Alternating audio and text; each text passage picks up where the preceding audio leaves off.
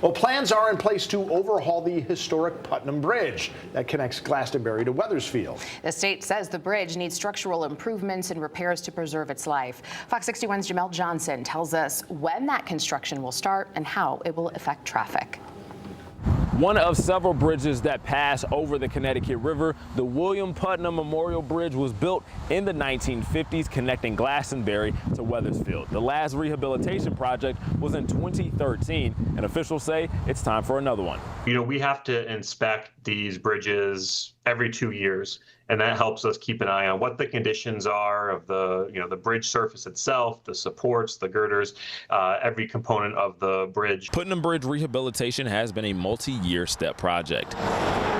Josh Morgan says over the years, the State Department of Transportation noticed deterioration on supports, joints, and other components of the structure, and upgrades are now planned for next year. It's a typical project for us where we know that we're going to have to do these repairs, much more cost effective to be proactive, make necessary repairs periodically, extend the life of the bridge without letting it get to such a bad point where then you'd have to replace the entire structure. The bridge is rated a 5, which DOT says is fair, but the upgrade should increase it to 6, which is satisfactory. If there ever was a safety concern, we would actually shut the bridge down regardless of how inconvenient that would be for the public. So the bridge is still open, and it's still going to remain open when we get into construction because it's such a critical crossing of the river. The bridge connects Glastonbury to Wethersfield, and Morgan says people's commutes will be impacted when work begins in the spring of next year. Certainly would expect there to be some traffic congestion, some delays. So we're going to make sure that there's at least a lane open